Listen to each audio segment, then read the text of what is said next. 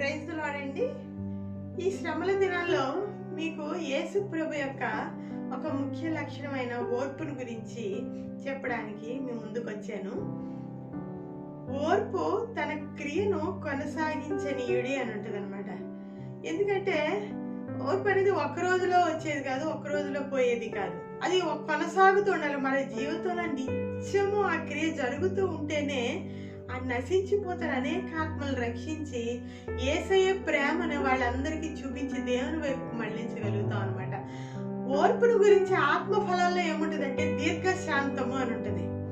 దీర్ఘశాంతం అంటే అనేక మారులు బాధపడినా కూడా ఒకరి చేత వారిని ఓర్చుకుని, ఎలాగైతే పాలియాంచో గారు రక్షణ పొందారో, ఒక చిన్న బాలిక వచ్చి ప్రతిసారి ఆయన ఎంత దూషిస్తున్నా కూడా మరలా వచ్చి ఆయనకి వాక్యాన్ని చెప్పి దేవుని ప్రేమను కనపరిచి కన్నిటి ప్రార్థన చేయబట్టి పాలియాంచో గారు రక్షణ పొంది ఆయన కొరియాలో 5 లక్షల సంఘాన్ని కట్టగలిగాడు.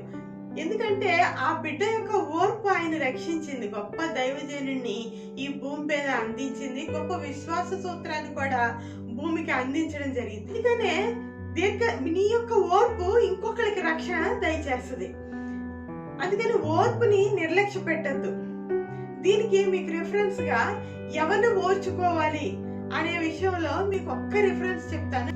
దేవుడు తన ఉగ్రతను అగపరచుటకు తలాము చూపించుటకు ఇచ్చయించిన వాడై నాశనముకి సిద్ధపడి ఉగ్రత పాత్రమైన ఘటములను ఆయన బహు దీర్ఘశాంతంతో సహించిన నేమి అని ఉంటుంది అనమాట.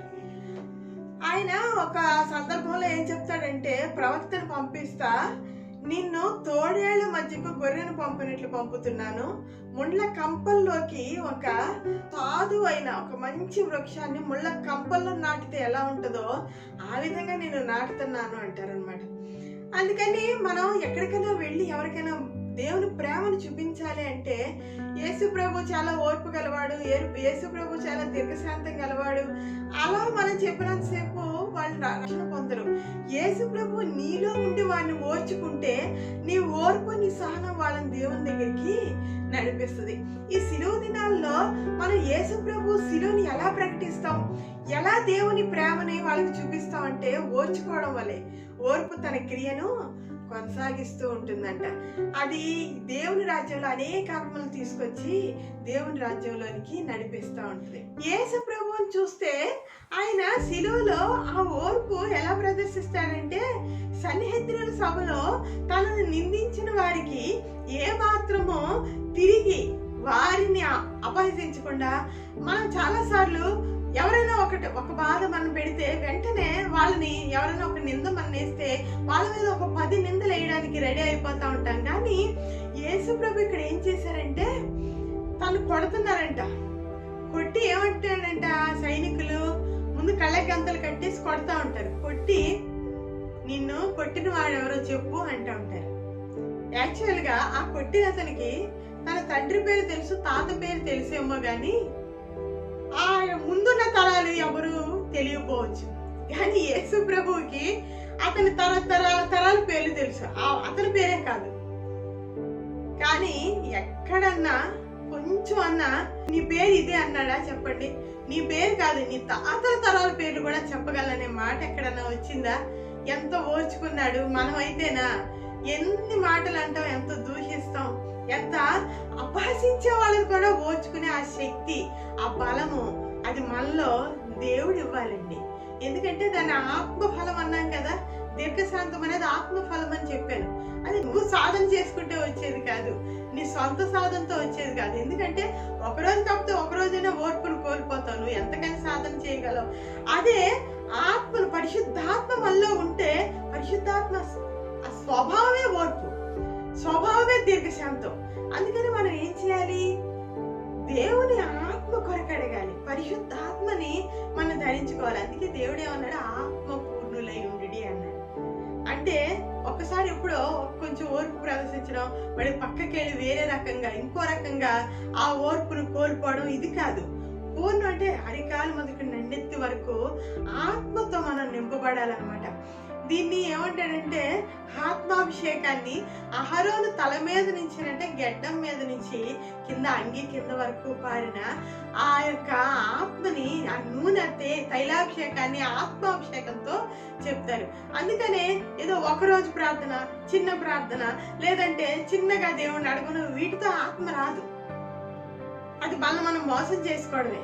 ఆత్మ పూర్ణమై ఉండాలి అంటే ఏం చేయాలంటే సంపూర్ణంగా దేవునికి మనం సమర్పించుకుని సంపూర్ణంగా దైవాత్మతో, అది పాటలు అవనివ్వండి, వాక్యం అవనివ్వండి, ఇంకేదైనా ఒక మంచి విత్తనాలు ఏనా మనం ఏరుకుంటూ ఉండాలి. విత్తనాలు ఏరుకుంటూ ఉంటే విత్తగలుగుతాం. అసలు మనలో లేని విత్తనాలు ఎలా విత్తుతాము? మనం విత్తనాలు ఏరుకోవడం అంటే ఎక్కువగా బైబిల్లో ఆత్మ యొక్క ఆ గ్రహింపును గ్రహించుకుంటా మనం ముందుకు సాగితే మనం అనేకులు రక్షించడానికి ముందుకెళ్ళగలుగుతాం. 1 పేతురు 3:9-10 వచనాల్లో చూస్తే పేతురు కూడా ఇదే విషయం చెప్తాడు. ఏమని చెప్తాడంటే, ఆశీర్వాదమునకు వారసులగుటకు మీరు పిలువబడితిరి గనుక కీడుకు ప్రతి కీడైనను దోషణకు ప్రతి దోషణైనను చేయక దీవించుడి. చెడ్డ మాటలు కపటపు మాటలు చెప్పకుండా మీ పెదాలు కాచుకోండి అని ఉంటుంది. కీడుకు ప్రతి కీడు చేయకూడదంటే దోషణకు ప్రతి దోషణ చేయొద్దని పేతురు చెప్తున్నాడు అనమాట. ఎందుకు చెప్తున్నాడు? ఆశీర్వాదానికి కారణం అవడానికి. మీరు ఓర్చుకుంటే మీకు ఆశీర్వాదం వస్తుంది. ఓర్పు లేనివాడు ఆశీర్వాదాన్ని కోల్పోతాడు. ఎందుకంటే మనం దీన్ని యాకోబు, ఏసావు అనే ఆ బ్రదర్స్ ఉన్నారు, వాళ్ళిద్దరి విషయంలో ఈ విషయాన్ని బాగా చూస్తాం. యాకోబు ఒక కూర వండుతున్నట్టుగా మనం చూస్తాం. ఆ కూర వండుతున్నప్పుడు ఏసావు వచ్చి మహా ఆకలిగా ఉన్నాడంట. అతను వేటకి వెళ్ళాడు, ఏమీ దొరకలేదు, మంచి ఆకలి మీద వచ్చాడు. కానీ ఒక్క పూట భోజనం కోసం అంటే జ్యేష్ఠత్వాన్ని అమ్ముకున్నట్టుగా చూస్తాం. ఏమంటాడంటే, నీవు నాకు ఆహారం పెడితే నా జ్యేష్ఠత్వాన్ని నీకు ఇచ్చేస్తానని యాకోబు చెప్పిన మాటకు లోబడిపోయి ఆహారాన్ని భుజించడం జరుగుతుంది. ఆ చెప్పినప్పుడు అతను చాలా ఏముందిరా ఊరికే మాటే కదా అనుకుని ఉంటాడు అనమాట. కానీ దేవుడు ఆమెను అని ఉంటాడు అదే సమయంలో. అందుకని అతను ఆశీర్వాదాలన్నీ కోల్పోయి ఆశీర్వాదం కోసం అంట ఎంతో అంగలార్చాడంట. తర్వాత తండ్రి దగ్గర నాకు ఇంకా ఆశీర్వాదాలు ఇవ్వంటే శాపాలు తప్పితే తండ్రి దగ్గర నుంచి ఆశీర్వాదాలు ఏమీ రాలేదు. ఈ ఆశీర్వాదాలు అంటే ఏంటంటే ఆధ్యాత్మిక ఆశీర్వాదాలు. ఆధ్యాత్మిక ఆశీర్వాదాలు అది మన మీద మనమే చూపించుకుంటాం అనమాట. మన నోటితోనే శాపాలు కొని తెచ్చుకుంటున్నాము, మన నోటితోనే ఆశీర్వాదాలు కొని తెచ్చుకుంటాం. ఓర్పు తన క్రియను మీలో క్రియను కొనసాగింపనివ్వండి. పేతురు క్లియర్ గా చెప్పారు, ఆశీర్వాదాలు కావాలా? చెడ్డ మాటలు పలకొద్దు, దోషణకు ప్రతి దోషణ చేయొద్దు, ఎవరైనా నిన్ను నిందిస్తుంటే తిరిగి నిందించొద్దు. నిజంగానే మనల్ని నిందించే నిందలు నిజమో కాదో నాకు తెలియదు, కానీ వాళ్ళ విషయంలో మనకు తెలిసిన విషయాలు చాలా నిజాలు ఉంటాయన్నమాట.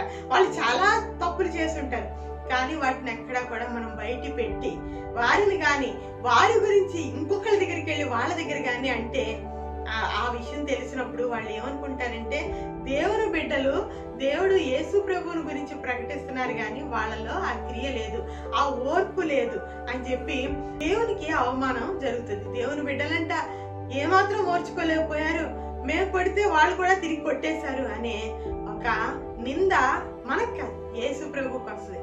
అదే మనం ఓర్చుకుంటే యేసు ప్రభు సిలువను మనం ప్రకటించిన వాళ్ళం అవుతాం. సిలువ సిలువ సిలువ అని 10 సార్లు చెప్పక్కర్లేదు, సిలువ మెళ్ళ వేసి తిరగక్కర్లేదు. మన మొక్కను చూసినప్పుడు మనతో మాట్లాడినప్పుడు వాళ్ళల్లో యేసు ప్రభు కనిపించాలి. యేసు ప్రభుకి ఎంత ఓర్పండి. ఆయన 3 దినాలు కొండ మీద అలా ప్రసంగం చేస్తా 3 దినాలు చెప్తానే ఉన్నాడు. చెప్తానే ఉన్నాడు ప్రసంగం చెప్తా. మరి ఆయన ఏం తిన్నాడో తెలియదు, కానీ ఆయనంట వాళ్ళందరినీ చూసి జాలి పడ్డాడంట. వీళ్ళంతా కూడా కాపర్లేని గొర్రెల్లాగా ఉన్నారే, ఎక్కడెక్కడి నుంచో వచ్చారు, 3 దినాల నుంచి వీళ్ళకి ఆహారం లేదన్న ఫిలిప్తో ఆహారాన్ని సిద్ధపరచండి, వారికి ఆహారం పెట్టండి అంటాడు అనమాట. అంటే తన స్వార్థం కంటే కూడా ఏమైపోతారో అనే ఆ ప్రేమ ఆ జాలి. అందుకే దీన్ని మనకి యేసు ప్రభు కొన్ని ఉపమానాల్లో కూడా ఈ ఓర్పుని గురించి చెప్తాడనమాట. ఒక సేవకుడు ఉన్నాడంట, ఒక నమ్మకమైన సేవకుడు. అతను ఏం చేస్తాడంటే ఇంటి పని అంతా చేస్తాడంట. యజమాని అంటే దేవుడు, సేవకుడు అంటే మనం అనుకుంటే ఇంటి పని అంతా చేస్తాడంట.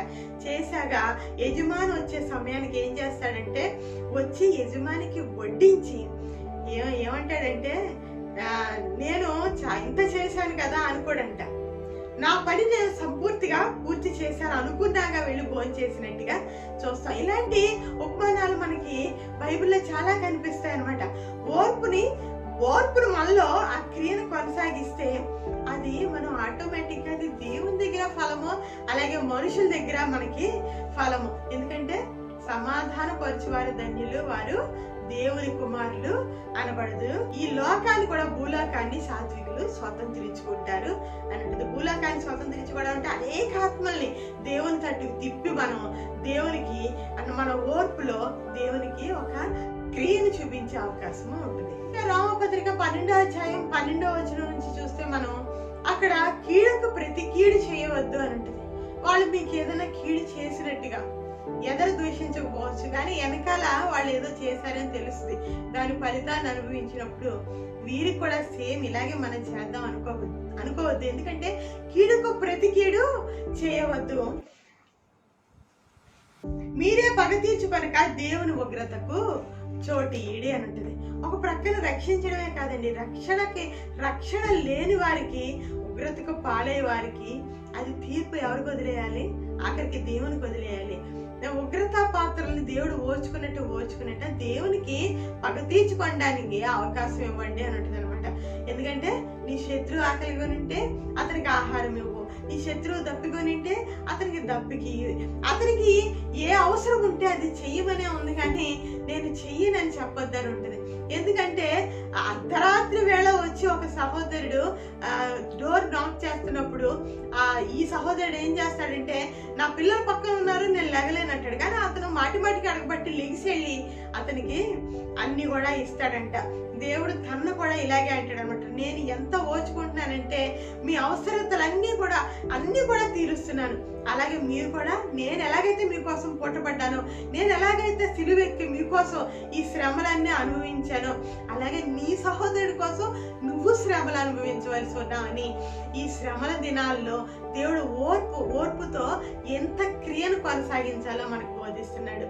ఈ వాక్యం కనుక మీకు నిజంగా తాకితే ఒక చిన్న ప్రార్థన చేయండి. ఈ ప్రార్థన దేవుని యొక్క ఆత్మ మనలోకి వచ్చి ఓర్పుతో, దీర్ఘ శాంతంతో మన జీవితాలు, ఇక ముందు ఉండే జీవితాలు కొనసాగడానికి సహాయపడుతుంది. దయచేసి అందరూ కళ్ళు మూసుకుని మోకరించండి. యేసయ్య గొప్ప దేవ, జ్ఞానదేవ, యేసుక్రీస్తు నాథా, నీకే వందనాలు, స్తోత్రములు మహోన్నతుడా. నీ బంగారు పాదాలకు వందనాలు ప్రభు. తండ్రి, నేను ధరించుకున్న వారికి ప్రభు ఓర్పు అనే నీ యొక్క గొప్ప లక్షణాన్ని తండ్రి అయా పొందుకుని అనేకులు రక్షించగలుగుతాం తండ్రి. యేసయ్య, మేము 100 సార్లు యేసయ్య ఓర్పు గలవాడు, యేసయ్య సహనశీలి, యేసయ్య సిలువెక్కాడు, ఓర్చుకున్నాడని 100 సార్లు చెప్పడం కంటే ఒక్కసారి దోషణకు ప్రతి దోషణ చేయక, కీడుకు ప్రతి కీడు చేయక మేము ఓర్చుకుంటే నిన్ను చూపించిన వాళ్ళం అవుతాం తండ్రి. అయా నీ వైపుకి ఈ లోకాన్ని తిప్పిన వాళ్ళం అవుతాం. ఈ గొప్ప ఓర్పుని, దీర్ఘ శాంతాన్ని అయా మాకు దయచేసి మేము దేని యందు అసూయపడక, యేసయ్య ఎలాగైతే నీ యొక్క దెబ్బల యందు, అలాగే పౌలైతే తనకు తగిలిన దెబ్బల యందు మీరు ఎలా అతిశయించారో అలాగే కూడా మేము కూడా అతిశయించే ఓర్పుని, దెబ్బలకి తండ్రి దేవా యేసయ్య ఓర్చుకుని అనేకులు రక్షించే ఆయా గొప్ప క్రియను మాలో దయచేయమని యేసు నామమున అడుగుతున్నాను తండ్రి. ఆమేన్.